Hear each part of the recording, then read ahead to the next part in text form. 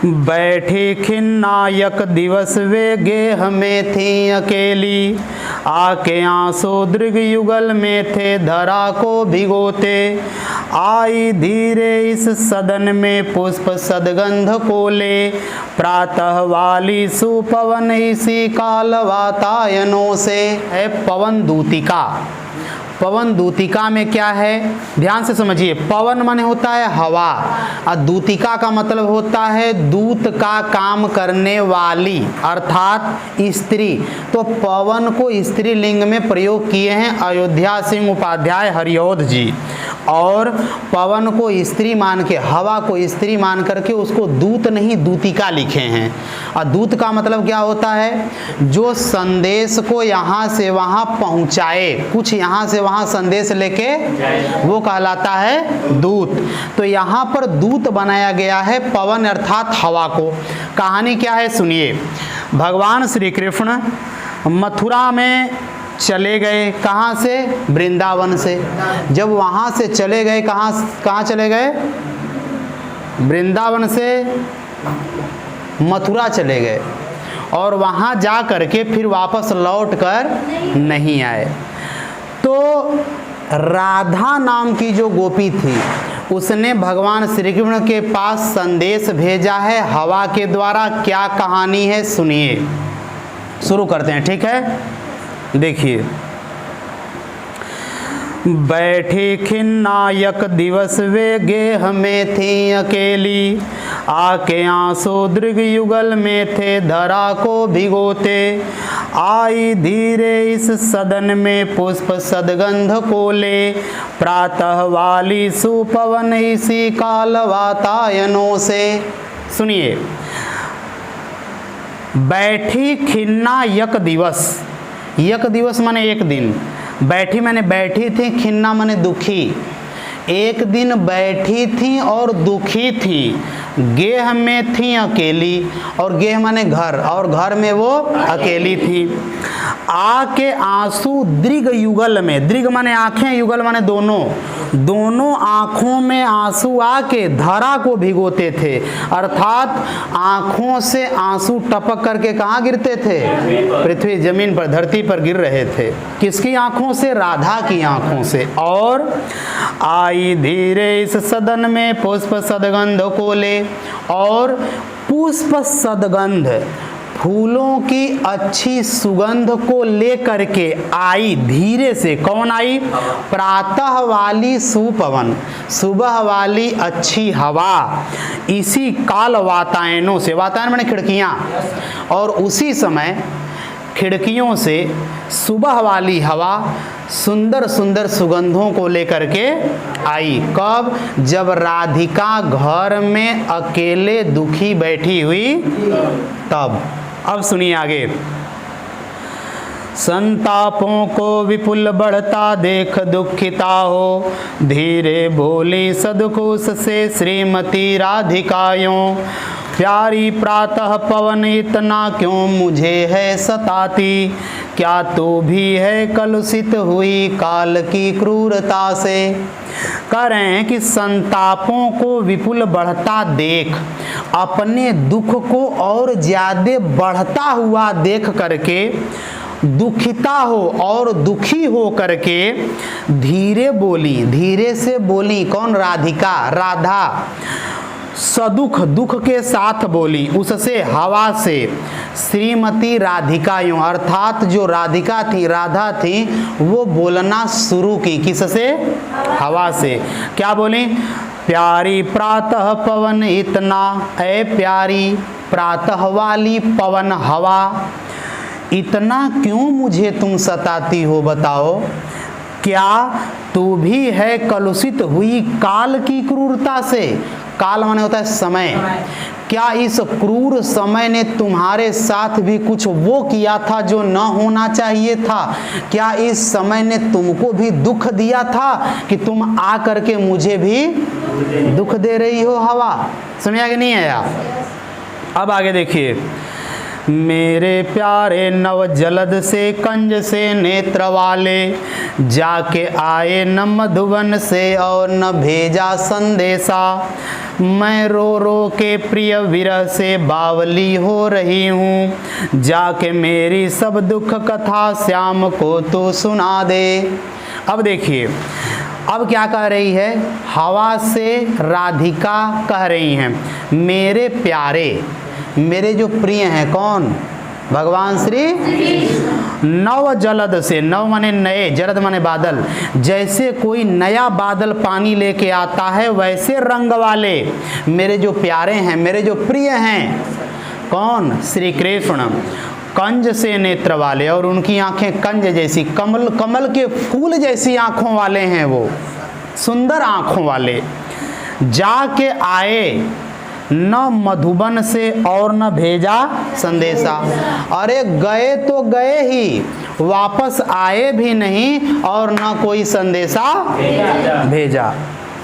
और देखिए, मैं रो रो के प्रिय विरह से बावली हो रही हूँ। अरे मैं रो रो के, मैं अपने प्रियतम के विरह में हूँ, अर्थात मेरा जो प्रियतम है श्री कृष्ण है, वो मुझसे क्या हो गए हैं, बिछड़ गए हैं, दूर हो गए हैं। तो मैं रो रो के बावली माने पागल हो रही हूँ। और जाके मेरी सब दुख कथा श्याम को तू सुना दे। ऐ हवा, तू क्या कर कि तू यहाँ से जा और मेरी सारी दुख कथा जा करके श्याम को क्या कर दे, सुना दे। अर्थात तू मेरा संदेशा लेके आगे देखिए। ज्यों ही मेरा भवन तज तू अल्प आगे बढ़ेगी, शोभा वाली सुखद कितनी मंजु कुंजें मिलेंगी। प्यारी छाया मृदुल स्वर से मोह लेंगी तुझे वे, तो भी मेरा दुख लख वहाँ जान विश्राम लेना। सुनिए, अच्छा राधिका अब उसको भेज रही हैं, तो भाई हवा को भेजेंगी तो रास्ता भी तो बताएंगी। आपको संदेश भेजना है किसी के पास, तो जिसको भेजेंगे तो उसको रास्ता बताएंगे ना, कि भैया यहाँ जाना, यहाँ से ऐसे मुड़ना, वहाँ से ऐसे देखना, बिल्डिंग होगा बड़ा सा सफ़ेद कलर का होगा, फिर ये होगा, बताएंगे नहीं बताएंगे, पहचान बताएंगे। वैसे ही राधा पहचान बता रही हो हवा को कि है हवा, तुमको किधर से कहाँ जाना। देखिए, ज्यों ही, अरे ऐ हवा, जैसे ही मेरा भवन, मेरा घर तज तज करके, छोड़ करके तू थोड़ा सा अल्प आगे, थोड़ा सा आगे बढ़ेगी, तो शोभा वाली सुखद कितनी मंजु कुंजें मिलेंगी। तो अरे बहुत सी शोभा वाली अर्थात सुंदर सुंदर मंजु कुंजें मिलेंगी। मंजु कुंजे का मतलब होता है जहाँ पेड़ भी हों और पेड़ों के ऊपर खूब लताएं छैली हुई हों, फैली हुई हों, और उसकी जो छाया होती है वो छाया गजब लगती है। समझ आया? तो कह रहे हैं कि वो कुंज मिलेंगे, बाग बगीचे ये सब मिलेंगे। कब? जब मेरा थोड़ा सा घर छोड़ करके आगे बढ़ोगी। आगे, प्यारी छाया मृदुल स्वर से मोह लेंगी तुझे वे, और उनकी छाया ऐसी होगी कुंजों की कि वो तुझको मोह लेंगी और तुम उन पर मोहित हो जाओ। लेकिन तो भी मेरा दुख लख, मेरा दुख, मेरे दुख को लखना अर्थात याद रखना, और वहाँ जाके विश्राम मत करना, क्योंकि तुम्हें मेरा क्या करना है, संदेशा लेके जाना है। आगे नहीं समझ में? आगे देखिए, थोड़ा आगे सरस रव का धाम सतपुष्प वाला, अच्छे अच्छे बहुद्रुम लतावान सौंदर्यशाली, प्यारा वृंदा विपिन मन को मुग्धकारी मिलेगा। आना जाना इस विपिन से मुह्यमाना न होना। सुनिए, और क्या करेंगे, थोड़ा आगे और थोड़ा सा और आगे बढ़ोगी ऐ हवा, तो सरस बड़े रस वाला रव, जहाँ आवाज करते हो फूल, तितलियाँ, भंवरे, मधुमक्खियाँ, धाम सतपुष्प, धाम माने स्थान, और सतपुष्प माने होता है सुंदर सुंदर फूलों वाला, सुंदर सुंदर फूलों वाला तुमको स्थान मिलेगा ऐ हवा जब आगे बढ़ोगी। और अच्छे अच्छे बहुद्रुम लतावान सौंदर्यशाली, और अच्छे अच्छे बहुत से सुंदर सुंदर, द्रुम अर्थात पेड़ मिलेंगे। मिलेंगे। द्रुम लतावान सौंदर्यशाली, बहुत से पेड़ ऐसे मिलेंगे जिन पर लताएं छैली होंगी। लताएं समझते हैं? लता मतलब होता है, आप लोग नेनुआ, कोहड़ा, लौकी, लौका देखे हैं ना, तो इनका पेड़ होता है क्या? ये फैल करके, इन्हीं को लता कहते हैं। अर्थात ऐसा पौधा जो फैल करके बढ़ता हो, किसी के सहारे बढ़ता हो, वो कहलाता है लता। समझ आया कि नहीं आ गया? अब देखिए आगे, और प्यारा वृंदा विपिन मन को मुग्धकारी मिलेगा। और जब आगे जाओगी तो तुमको वृंदावन का विपिन माने जंगल, वृंदावन का ना तुमको प्यारा सा जंगल भी मिलेगा। ऐ हवा जब आगे जाओगी, और आना जाना इस विपिन से मुहिया माना न होना। ऐ हवा तुम आना और जाना उस जंगल से, लेकिन मुहिया माना अर्थात उस जंगल पर मोहित क्यों? क्योंकि तुमको मेरा संदेश लेके जाना है, इसलिए उस पर मोहित। आगे देखिए, अरे भैया समझ में आ रहा है कि नहीं आ रहा है? अरे भाई आप कोई संदेश किसी से भेजते हैं कि मेरी बात जा करके उससे कह देना, तो कहते हैं ना कि देख बीचे में कोई मिली तो वहाँ रुके सुके मत, डायरेक्ट जाए एकदम हमारा संदेश सुना दिए, है कि नहीं? तो वैसे ही राधिका भी कह रही हैं। बढ़ जाइए और देखिए आगे, सुनिए ध्यान से, बड़ा अच्छा पाठ है। जाते जाते अगर पथ में क्लांत कोई दिखावे, तो जाके सन्निकट उसकी क्लांतियों को मिटाना। धीरे धीरे परस करके गात उत्ताप खोना, सदगंधों से श्रमित जन को हर्षितों सा बनाना। सुनिए और क्या कह रही है राधा। सुनो, ऐसा नहीं है कि राधा बिल्कुल स्वार्थी हैं। हम लोग रहते हैं तो कहते हैं कि देख कोई का काम करे चाहे मत करे, हमारा जरूर करे, कहते ही नहीं कहते हैं। लेकिन राधिका क्या कह रही हैं कि जाते जाते अगर पथ में, जाते जाते रास्ते में अगर आपको कोई क्लांत माने होता है दुखी, क्लांत माने दुखी, अगर कोई आपको दिख जाए रास्ते में, है हवा, अगर तुमको रास्ते में कोई दुखी व्यक्ति मिल जाए, तो जाके सन्निकट उसके पास जा करके उसको धीरे धीरे परस करके, उसको धीरे धीरे छू करके उसकी क्लांतियों को, उसके दुख को क्या कर देना? मिटा देना। ठीक है, आगे धीरे धीरे परस करके गात उत्ताप खोना, अर्थात धीरे धीरे उसको परस करके, छू करके उसके गात माने शरीर के, उत्ताप माने ताप को, दुख को क्या कर देना? समाप्त कर देना, खत्म कर देना। और सदगंधों से श्रमित जन को हर्षितों सा बनाना।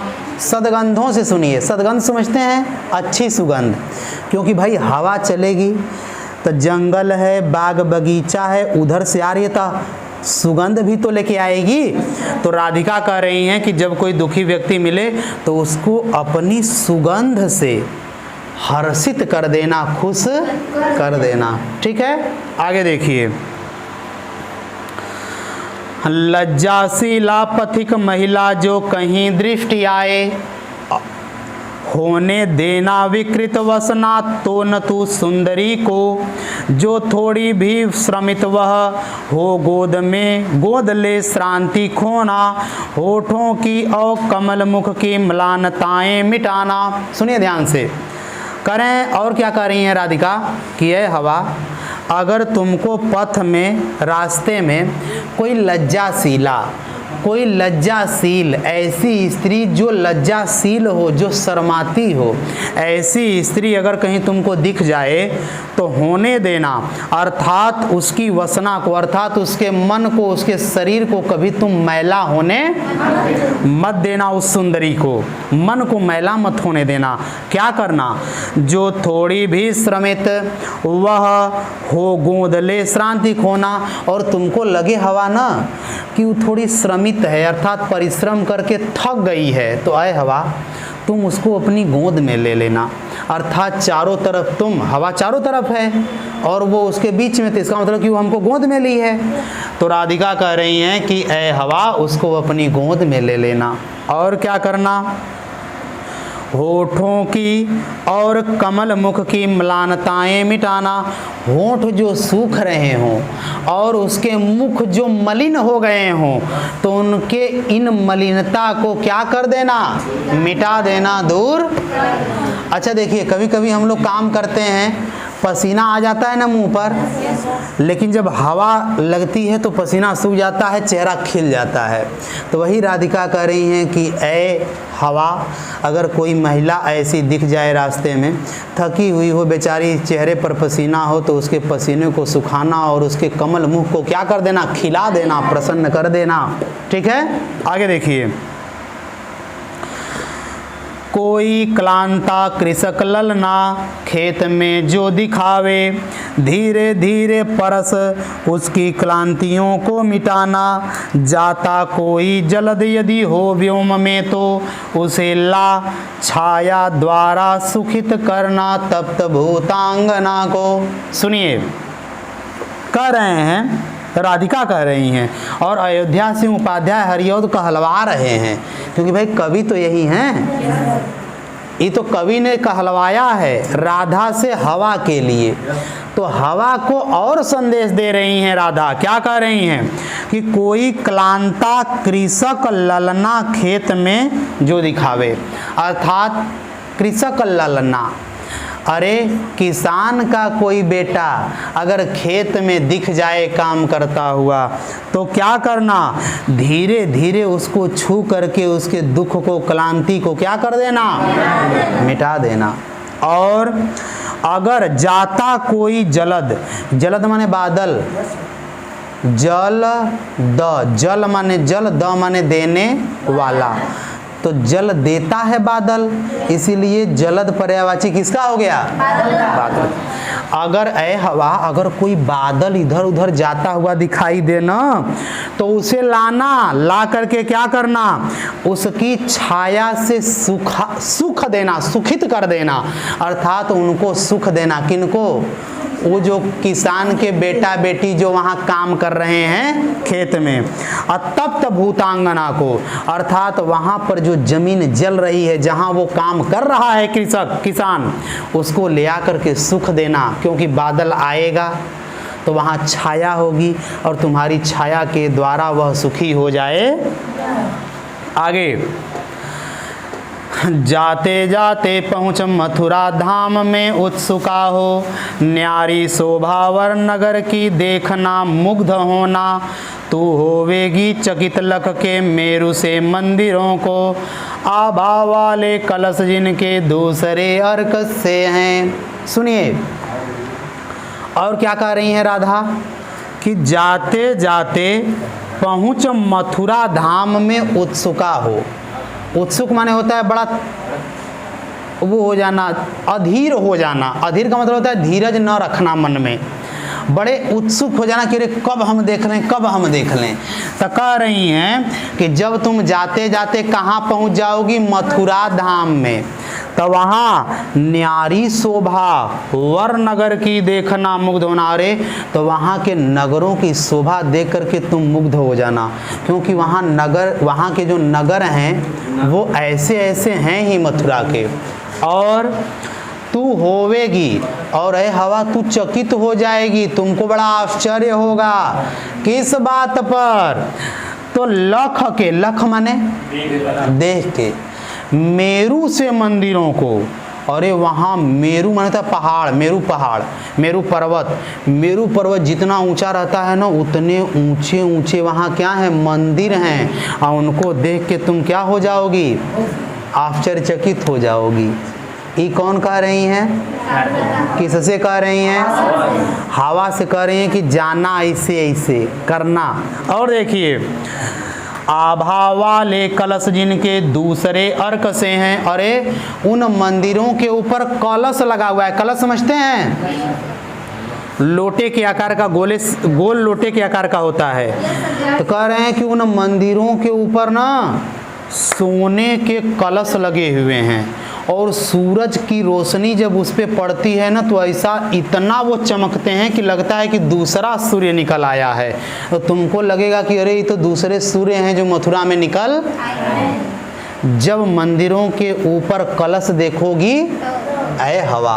अब आगे देखिए, देखे पूजा समय मथुरा मंदिरों मध्य जाना, नाना वाद्यों मधुर स्वर की मुग्धता को बढ़ाना, किंवा लेके रुचिर तरु के शब्दकारी फलों को धीरे धीरे मधुर रव से मुग्ध हो बजाना।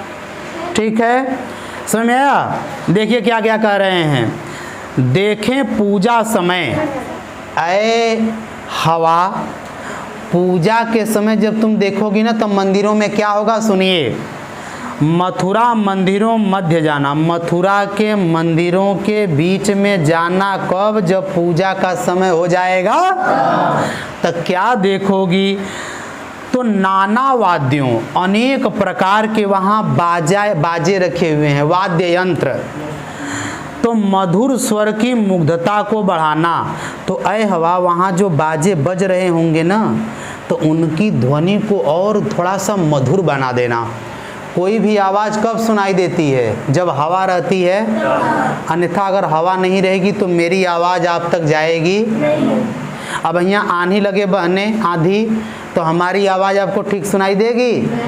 तो कह रही हैं राधा की है हवा जोर से मत बहना, धीरे से बहना, ताकि वो जो बजाने वाले यंत्र हैं, बाजे हैं, उनकी आवाज़ और अधिक मधुर हो जाए। समझ आ रहा है कि नहीं आ रहा है?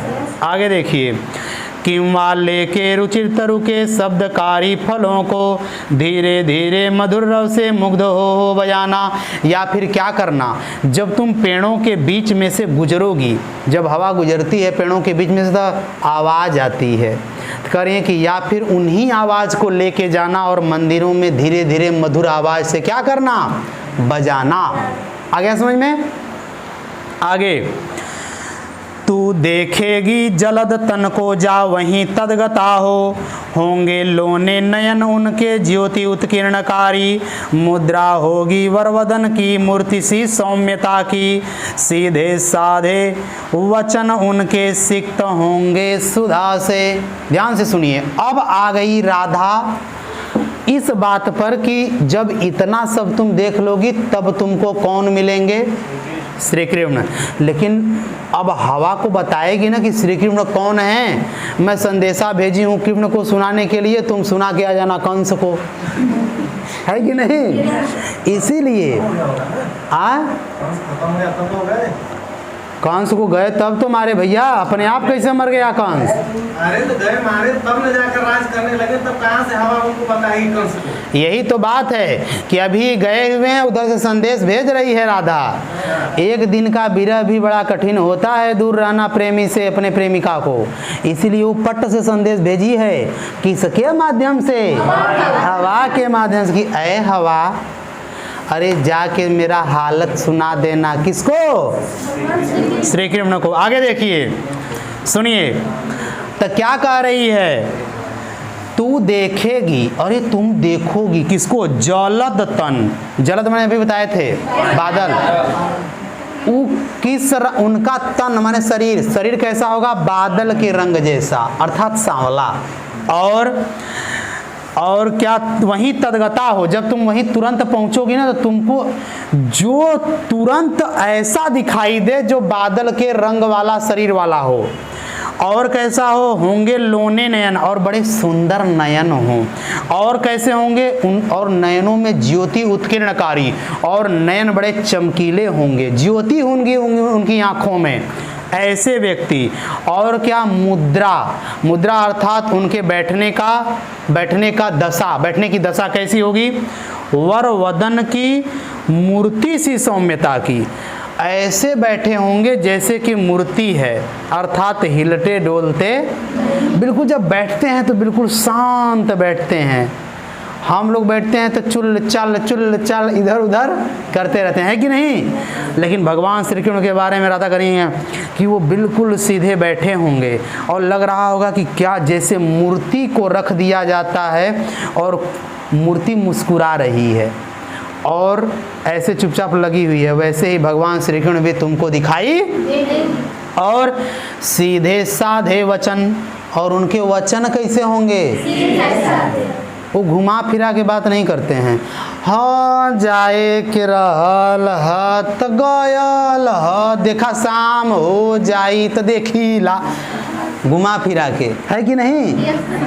भगवान श्री कृष्ण के जो वचन हैं कैसे हैं, सीधे साधे भैया। और सिक्त होंगे सुधा से, सिक्त माने भीगे हुए, डूबे हुए, सुधा माने अमृत से, अर्थात उनकी जो बातें सीधी साधी तो होंगी लेकिन मीठी होंगी, मधुर होंगी।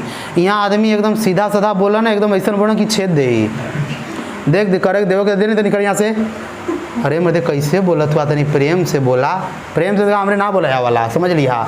लेकिन भगवान श्री कृष्ण की बातें मीठी भी होंगी और सीधी साधी मधुर भी होंगी, समझा कि नहीं आया। तो ऐ हवा तुम पहचान जाओगी कि यही मेरे श्याम, उन्हीं से मेरा संदेशा दूसरे से, हाँ नहीं इसका संदेशा उसके पास पहुंचाई दी। अब आगे देखिए, नीले फूले कमल दल सी गात की श्यामता है, पीला प्यारा वसन कटी में पहनते हैं फबीला, छोटी काली अलक मुख की कांति को है बढ़ाती, सदवस्त्रों में नवल तन की फूटती सी प्रभा है। गजब की बातें लिख रहे हैं अयोध्या, सुनिए। नीले फूले कमल, जैसे कोई नील कमल, नीला कमल का फूल खिला रहता है और उसका वैसा रंग होता है, वैसा ही रंग मेरे श्याम का है।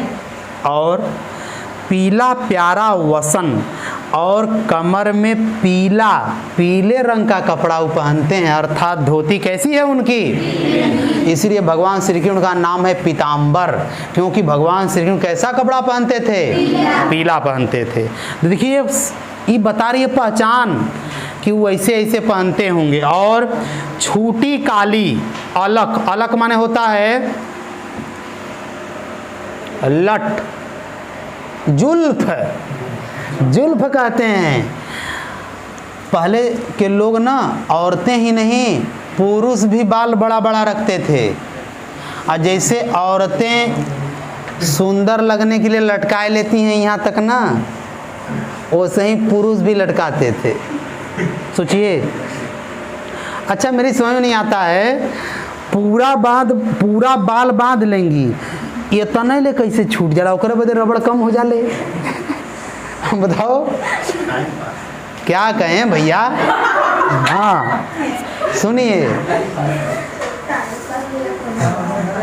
आगे देखिए, आगे तो सुनिए क्या कह रहे हैं कि भगवान श्री कृष्ण के मुख की शोभा बढ़ाएगी। कौन बढ़ाएगी, तो उनके, हाँ उनके बालों का जो आगे का लटका हुआ भाग अलग है, अर्थात लट है, जुल्फ है, उसके कारण उनका मुंह और बढ़िया लगता है। ये कौन बता रही हैं, किसको। और देखिए आगे, सदवस्त्रों में नवल तन की फूटती सी प्रभा है। और सदवस्त्र, सदवस्त्र होता है अच्छे वस्त्रों में, अच्छे वस्त्रों में भगवान श्री कृष्ण की चमक, चेहरे की कांति ऐसी लग रही होगी जैसे कि सुबह का सूरज निकल रहा हो, इतने सुंदर मेरे श्याम तुमको दिखाई। और देखिए आगे क्या, सांचे ढाला सकल वपु है दिव्य सौंदर्यशाली, सतपुष्पों सी सुरभि उसकी प्राण संपोषिका है, दोनों कंधे वृषभ वर से हैं बड़े ही सजीले, लंबी बाहें कलभ कर सी शक्ति की पेटिका हैं। सुनिए और क्या कह रही हैं कि सांचे ढाला सकल वपु है। सकल वपु माने सारा शरीर, वपु माने शरीर, वपु पर्यायवाची है, ध्यान से सुनिएगा, शरीर का पर्यायवाची लिखा है ना, हाँ तो बहुत अच्छा। सुनिए, सारा शरीर ऐसा लगा है जैसे कि सांचे में ढाल के बनाया गया है। किनका, भगवान श्री कृष्ण का। ऐसा नहीं कि उठपटांग यहाँ से ऐसे हो गया, यहाँ से ऐसे हो गया, नहीं, भगवान श्री कृष्ण का सारा शरीर ऐसा लगेगा हवा कि उनका शरीर सांचे में रख करके बनाया गया है। और आगे हो, और आगे, सतपुष्पों सी सुरभि उसकी प्राण संपोषिका है। और भगवान श्री कृष्ण की जो सांसें हैं आती जाती, उन सांसों में कैसी सुगंध भरी हुई है, अर्थात वो सुगंधों को ही लेते और छोड़ते हैं। क्यों? क्योंकि भैया ऐसे जगह पर वो रहते हैं। इसलिए हम लोग तो कहीं भी चले जाते हैं तो कभी दुर्गंध तो कभी, लेकिन भगवान श्री कृष्ण की सांसों में हमेशा सुगंधी ही आती रहती, अर्थात वो हमेशा सुगंध लेते रहते। और आगे देखिए, दोनों कंधे, और उनके जो दोनों कंधे हैं वो कैसे हैं? वृषभ वर से हैं बड़े सजीले। ऐसा लगता है जैसे कि बैल के कंधों पर, आप लोग देखे होंगे जब लोग खेत जोतने जाते हैं तो जहाँ जुआ रखा जाता है उसके पहले उसका कंधा देखेंगे, बैल का कितना बढ़िया लगता है, बिल्कुल ऐसा लगता है जैसे सजीला और गठीला है। वैसे भगवान श्री कृष्ण के भी कंधे बैल जैसे होंगे। और क्या कह रही हैं कि लंबी बाहें कलभ करसी शक्ति की पेटिका हैं। और भगवान श्री कृष्ण की जो लंबी लंबी क्या हैं? और ये शक्ति की पेटिका है। पेटिका माने बक्सा।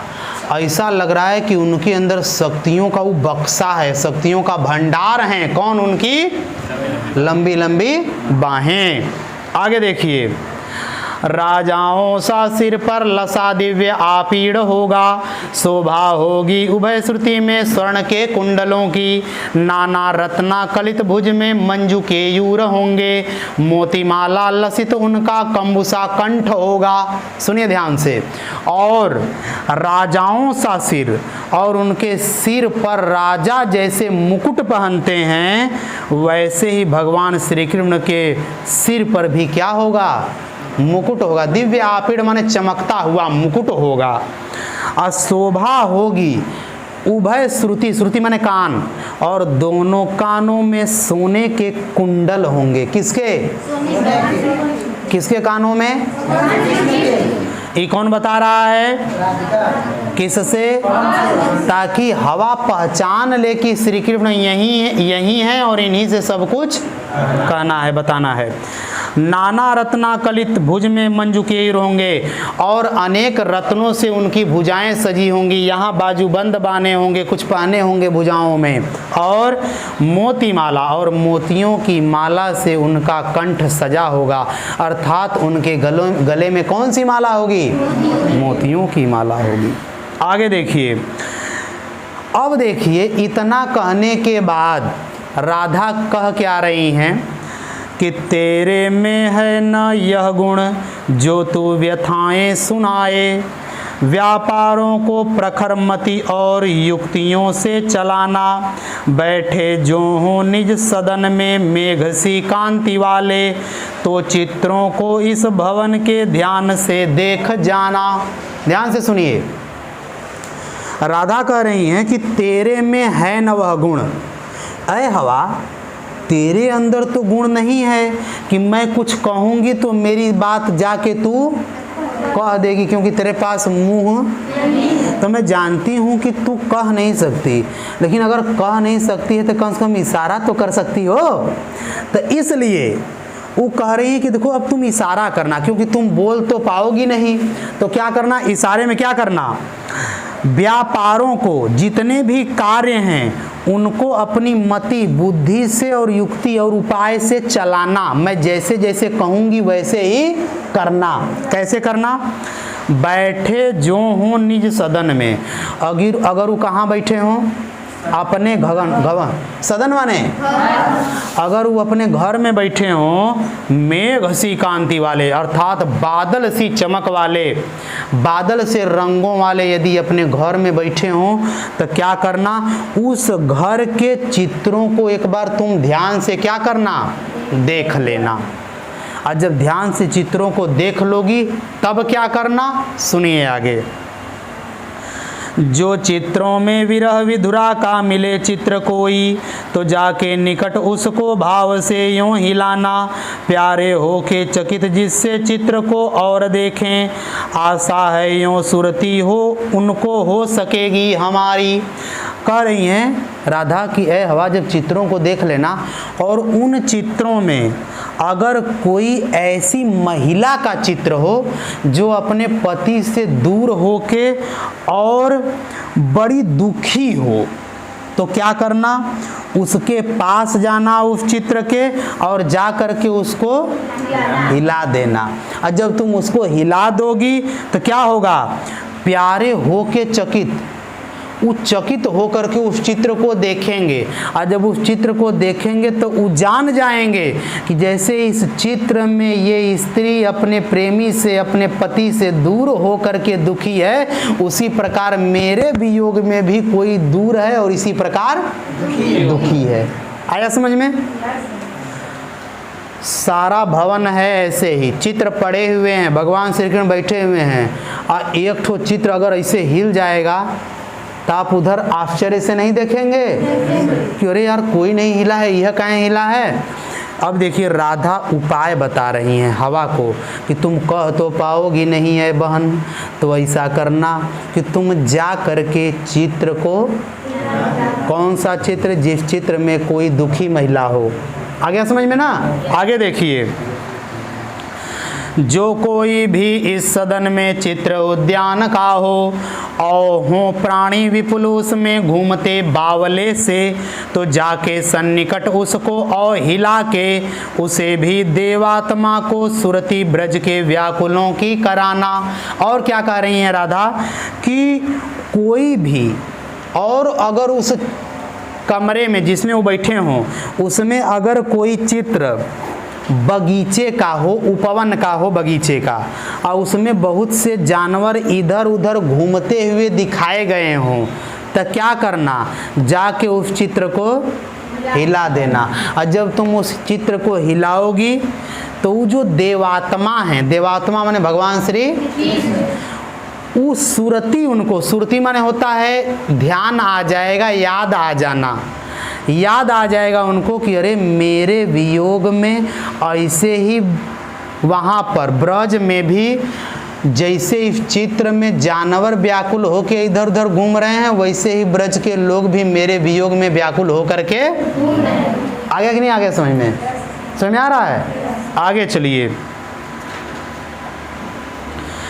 कोई प्यारा कुसुम कुम लागे हमें जो पड़ा हो, तो प्यारे के चरण पर ला डाल देना उसी को, यूं देना ऐ पवन बतला फूल सी एक बाला, मलाना हो कमल पग को चूमना चाहती है। और देखिए ध्यान से, और क्या कह रही हैं राधा कि कोई प्यारा कुसुम, कुसुम माने अगर कोई फूल कुम्हलाया माने मुरझाया हुआ हो, गेह माने घर में पड़ा हुआ हो, तो क्या करना, उस फूल को उठा करके उनके चरण पर डाल देना। तो क्या होगा, यूं देना ऐ पवन, इस प्रकार तुम बतला देना, मतलब ऐसा तुम करोगी तो वो जान जाएंगे कि मेरे वियोग में, मेरे प्रेम में तड़प करके कोई ऐसी ही लड़की या स्त्री मुरझा गई है, अब मुरझा करके मेरे कमल पगों को चूमना। आ गया समझ में? जैसे तुम कोई मुरझाया हुआ फूल ला करके उनके पैर पर डाल दोगी ना, तो वो जान जाएंगे कि मैं दूर हूँ, तो राधा मुझसे दूर है, तो वो भी मुरझा गई है, एकदम सुखाए गई है मेरे वियोग में, और सुखाए करके मेरे इन कमल पगों को क्या करना चाहती है, चूमना चाहती है कि नहीं? भैया एक बात बताएं, पति पत्नी है, पति चला गया कमाने, पत्नी अकेला घर पर है, वो एकदम बार खौआ बउआ कर लेगी, दिन भर ऐसे ही रहेगी, बढ़िया बन ठन के कबू नहीं रहेगी, एकदम मुरझैले टाइप हो जाएगी। 1 साल 2 साल के बाद अगर आएगी ना कमाई के, फिर देखा उनके नहीं देखे हैं तभी तो बता रहे हैं, गलत बता रहे हैं, पागल बिल्कुल सही बता रहे हैं, आप एकदम सही बता रहे हैं भाई। ऐसा होता है, सुनिए, अब अच्छा पति ही नहीं है तो श्रृंगार साज श्रृंगार किसके लिए सजेगी सवरेगी, इसीलिए वो मलिन हो जाती हैं, कुम्हला जाती हैं, मुरझा जाती हैं, है कि नहीं। आगे देखिए, सुनिए,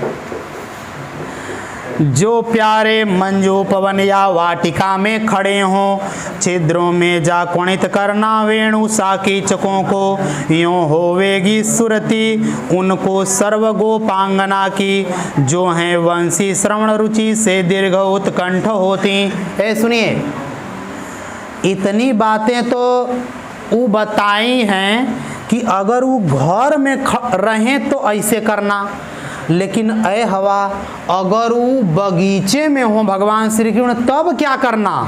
जो प्यारे मंजू उपवन या वाटिका में खड़े हों, अगर वो वाटिका में बगीचा में खड़े हों तो क्या करना हवा, छिद्रों में जा, बांस के, पेड़ों के, पौधों के छिद्रों में बीच में से जाना, और जब तुम जाओगी तो पेड़ों में से आवाज़ आएगी, क्योंकि हवा जब गुजरती है तो आवाज़ आती है ना, तो आवाज़ करना, और जब तुम आवाज़ करोगी तो वो जान जाएंगे कि ब्रज में जितनी गोपियाँ हैं वो सब मेरे बांसुरी की आवाज़ को सुनना चाहती हैं, वो जान जाएंगी। समझ में आ कि नहीं आया। आगे देखिए, चलिए, ये बात कब कहना हवा, जब वो कब करना ये काम, जब वो क्या कहाँ खड़े हों, बगीचे में। आगे, ला के फूले कमल दल को श्याम के सामने ही, थोड़ा थोड़ा विपुल जल में व्यग्र हो डुबाना, यूँ देना ऐ भगिनी जतला एक अम्भोज नेत्रा, आँखों को हो विरह विदुरा वारी में बोरती है। गजब की बात यहाँ लिखे हैं, ध्यान से सुनना।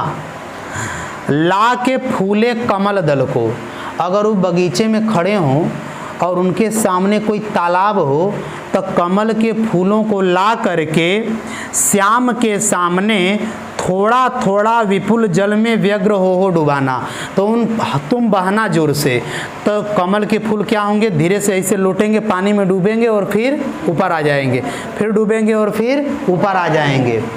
तो बार बार जब तुम ऐसे उनके सामने कमल के फूलों को डुबोगी तो वो जान जाएंगे। यूँ देना ऐ भगिनी, भगिनी माने होता है बहन, ऐ मेरी बहन हवा, तुम उनको इस प्रकार बतला देना कि एक अम्भोज नेत्रा, अम्भोज माने होता है कमल जैसी आँखों वाली लड़की या स्त्री, कमल जैसी आँखों वाली स्त्री आँखों को, अपनी आँखों को विरह विधुरा, अरे अपने प्रेमी से दूर हो करके बार बार अपनी आँखों को पानी में क्या करती है, डुबोती है, अर्थात उसकी आँखें बार बार आंसुओं से भर जाती।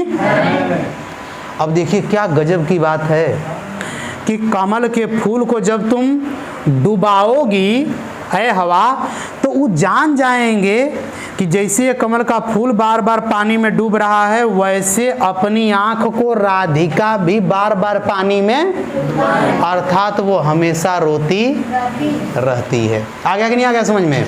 आगे देखिए, सुनिए, धीरे लाना वहन करके नीप का पुष्प कोई, नीप, नीप माने होता है कदम्ब, और प्यारे के चपल दृक के सामने डाल देना, ऐसे देना प्रकट दिखला नित्याशंकिता हो, कैसी होती विरहवश में नित्य रोमांचिता हूँ। सुनिए, और क्या कह रही है राधिका कि ऐ हवा धीरे धीरे वहन करके माने ढो करके, वहन करके माने ढो करके लाना क्या, कदम का फूल, कदम का फूल ला करके उनके चपल दृग, चपल दृग माने होता है चंचल, चंचल आँखों के सामने लाके क्या कर देना, डाल देना।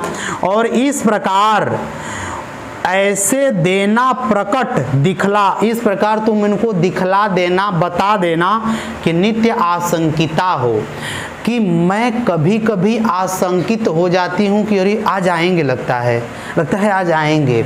इस प्रकार उनके आने की आस में कभी कभी मैं रोमांचित हो जाती हूँ, अर्थात कभी कभी मैं बड़ी खुश हो जाती हूँ। जैसे ये फूल इतना खिला हुआ, जैसे कदम का फूल खिला हुआ है, ऐसे कभी कभी मैं खिल जाती हूँ, खुश हो जाती हूँ। कब? जब मुझे शंका हो जाती है कि आज आएंगे, है कि नहीं? इस प्रकार तुम बतलाना कब? जब वो बगीचे में हो तो एक ठो कदम का फूल लेकर के उनके सामने डाल देना आंखों के, वो समझ जाएंगे कि मैं भी इसी फूल की भांति कभी कभी रोमांचित हो जाती।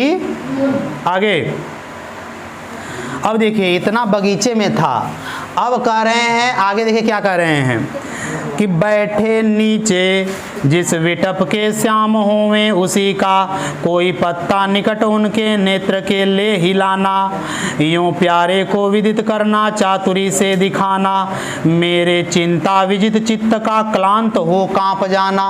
सुनिए ध्यान से, और क्या करिए राधा कि बैठे नीचे, अगर वो किसी विटप माने पेड़, अगर वो किसी बगीचे में खड़े हों तो ये काम करना, लेकिन अगर पेड़ के नीचे बैठे हों तो क्या करना? जिस पेड़ के नीचे बैठे हों उसी पेड़ का पत्ता उनके पास लाके ऐसे ऐसे हिला देना।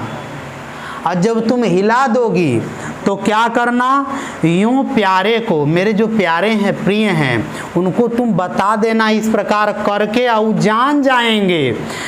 चतुरता से करना, हिलाना, तो वो क्या जान जाएंगे कि मेरे चिंता विजित चित्त का, कि मैं अर्थात राधिका जिसके मन में बड़ी चिंता है, चित्त में बड़ी चिंता है, उसका चित्त, उसका हृदय भी कभी कभी इसी पत्ते की भांति कांप जाता है।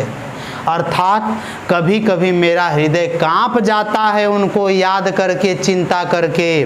और ये बात तुम कैसे बतलाओगी? जिस पेड़ के नीचे बैठे हों उसी पेड़ के पत्ते को लाके उनके सामने ऐसे ऐसे, तो समझ जाएंगे कि मेरे वियोग में राधा का चित्त भी कभी कभी कांप आ गया समझ में। अर्थात वो डर जाती है कि अरे क्या वो कभी मिलने मुझसे नहीं आएंगे, है कि नहीं? आगे देखिए, सूखी जाती मलिन लतिका जो धरा में पड़ी हो, तो पांवों के निकट उसको श्याम के ला गिराना, यूं सीधे से प्रकट करना प्रीति से वंचिता हो, मेरा होना अति मलिन और सूखते नित्य जाना। सुनिए ध्यान से, और क्या?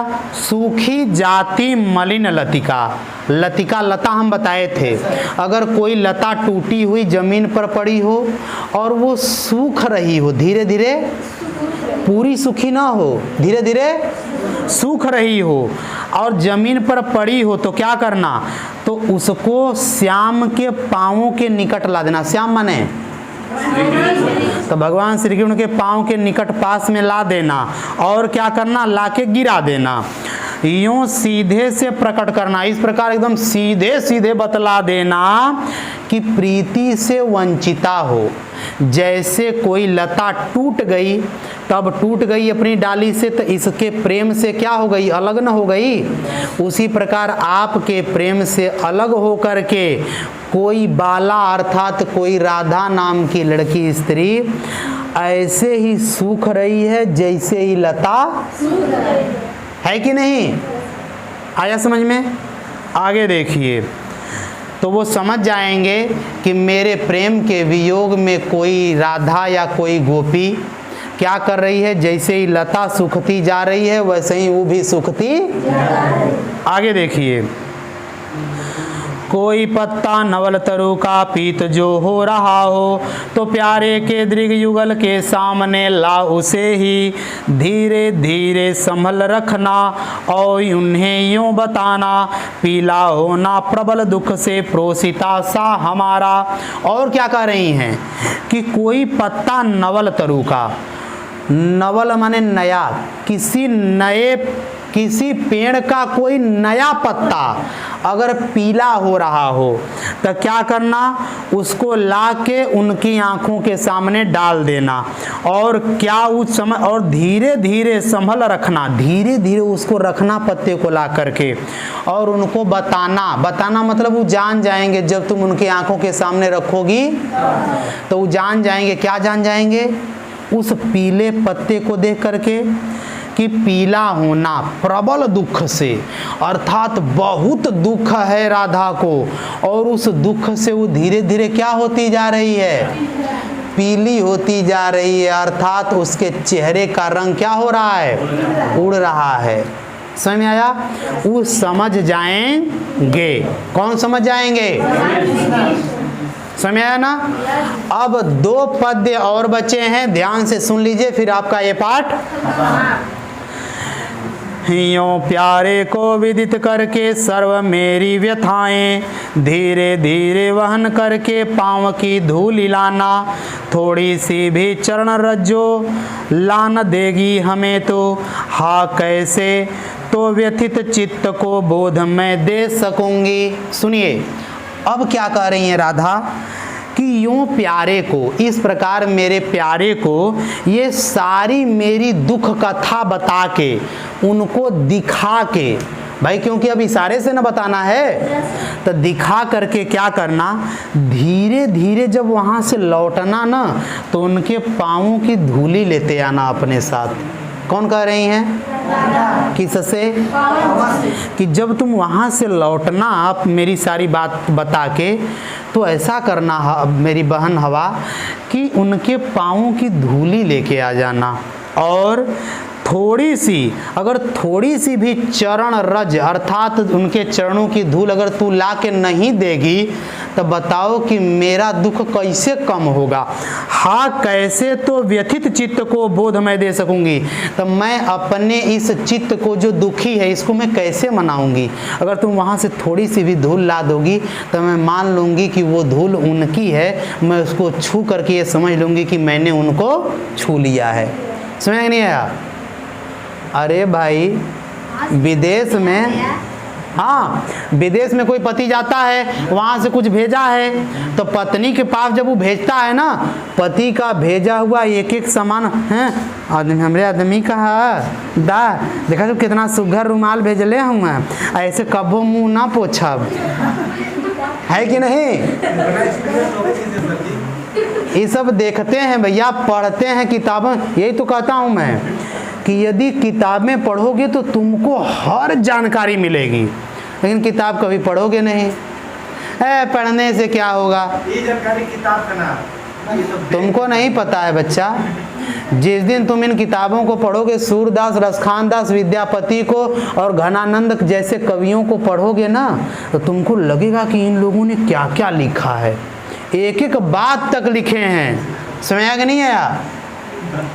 12 में आपके कहानी है हिंदी में, खून का रिश्ता। उस पाठ को जब पढ़ोगे ना तो तुमको अभी जो बात बताए हैं पता चल जाएगा कि जब कोई पति या प्रेमी अपना कोई निशानी भेजता है तो पत्नी प्रेमिका उसको कैसे संभाल के, उस पाठ में बताया गया है। खून का रिश्ता पढ़ के देखना, ठीक है? चलिए देख लो, लड़कों को अपना लुच्चा लफंगा बदमाश हैं मित्र बनाओगे कुछ नहीं मिलेगा, लेकिन पुस्तकों को अपना मित्र बनाओगे सारी जानकारी मिलेगी। तो आज से किसको मित्र बनाना है? यदि जीवन में आगे बढ़ना चाहते हो, जीवन में जीना सीखना चाहते हो, जीवन में जीने की कला सीखना चाहते हो, तो किताबों को अपना मित्र बनाइए और किताबों को पढ़िए। समझ में आया ना? आगे देखिए, अंतिम पंक्तियां फिर उसका खत्म करते हैं। तो कह रही हैं राधा कि तुम उनके चरणों की धूली ले आना, और जब वहाँ से लौटना तो अब मैं उनके चरणों की धूली को ही छू करके समझ लूँगी कि मैंने उनको छू लिया। और अगर ये बताओ, अगर तुम नहीं ला के दोगी तो मैं अपने इस दुखी चित्त को, मन को मैं कैसे मनाऊंगी? अब मुझे कैसे लगेगा कि तुम वहाँ गई थी, है कि नहीं? अंतिम 4 पंक्तियाँ सुनिए समाप्त।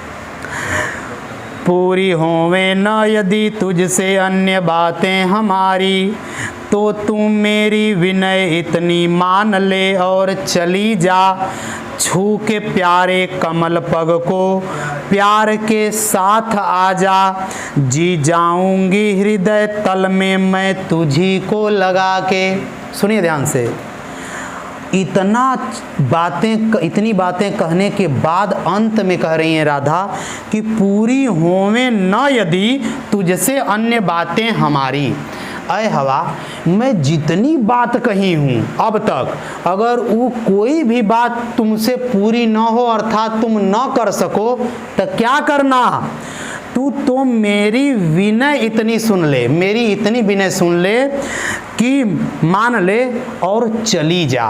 क्या कर, छू के प्यारे, मेरे प्यारे के कमल पग को, कमल पग माने होता है कमल जैसे पैरों को, ऐसे पैर जो कमल हैं, ऐसे पैरों को छू के क्या कर जा, आ जा, जा और उनके पैरों को छू के अब फिर मैं तुझको अपने गले से लगा लूंगी ऐ हवा, और मैं तुझी को लगा करके मैं जान जाऊंगी कि मैंने अपने प्यारे को गले और मैं हृदय तल में अर्थात मैं अपने हृदय की गहराइयों से ये समझ जाऊंगी कि मैंने उनको गले लगा लिया और मेरा जीवन धन्य हो जाएगा और मैं सुखपूर्वक अपना जीवन बिता लूंगी। आ गया समझ में? अंतिम पंक्तियों में कहती हैं कि तुमसे कोई मेरी बात पूरी नहीं होगी, इतना मानो, जाओ उनके पैरों को छुओ और छू करके आओ मेरे पास, मैं तुम्हें ही गले लगा लूँगी और मान लूँगी कि मैंने उनको गले। ठीक है, आपका इस प्रकार ये पाठ समाप्त। आपको इन सब का अर्थ आना चाहिए। क्यों? क्योंकि परीक्षा में 4 पंक्तियां, 6 पंक्तियां, 8 पंक्तियां दे देगा और कहेगा इसको पढ़िए। आप पढ़ करके नीचे लिखे 5 प्रश्नों का उत्तर उसी में से खोज के, तो आपको इन पंक्तियों का अर्थ आना आया समझ में? पूरा हो गया।